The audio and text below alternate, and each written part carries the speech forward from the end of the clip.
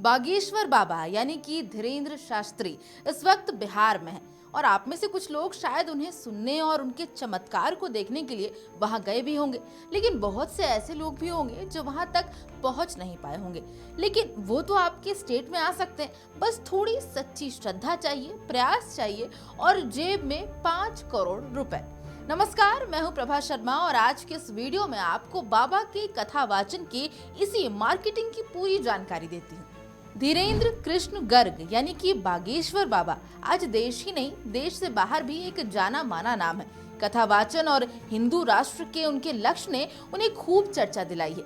बाबा जहां भी जाते हैं उनके प्रति आस्था रखने वालों का हुजूम लग जाता है। लेकिन आखिर बाबा बागेश्वर सरकार का कोई आयोजन होता कैसे है? वैसे आपको पहले ये बता दूं कि आयोजन करना उतना भी आसान नहीं है। बाबा बागेश्वर का आयोजन अपने आप में पूरा एक मैनेजमेंट है। इसमें छोटी सी छोटी चीज का ध्यान रखा जाता है। बाबा बागेश्वर सरकार के आयोजन की पहली शर्त यह है कि जितने दिन कथा वाचन चलेगा, हर दिन 1 लाख लोगों का भंडारा हर हाल में होना चाहिए और बाबा का कोई भी आयोजन 5 दिनों से कम का नहीं होता। इसीलिए इस बात का अंदाजा तो आप लगा ही सकते हैं कि उन 5 दिनों में कितना खर्च हो सकता है। मतलब सिर्फ भंडारा ही नहीं, राशन पानी, रसोइया, चौका बर्तन, खिलाने की तमाम व्यवस्था, ये खर्च ही अपने आप में एक बड़ी चुनौती है।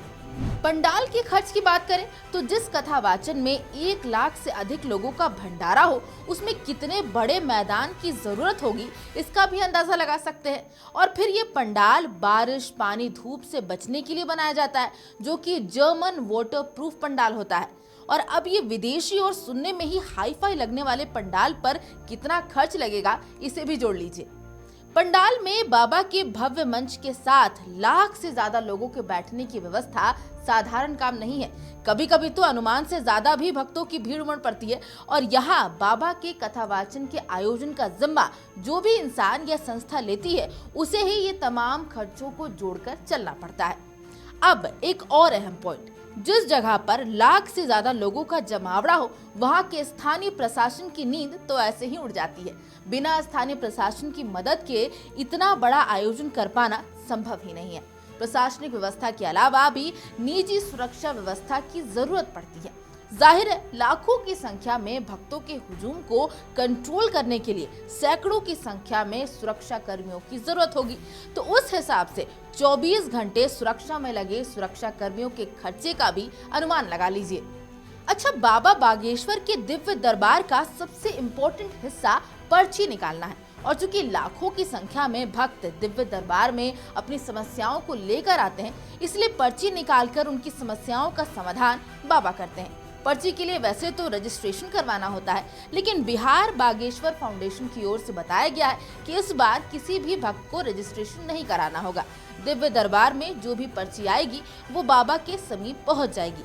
बाबा बारी बारी से भक्तों को बुलाकर पर्ची निकलवाएंगे। जो पर्ची निकलेगी उनका समाधान करेंगे।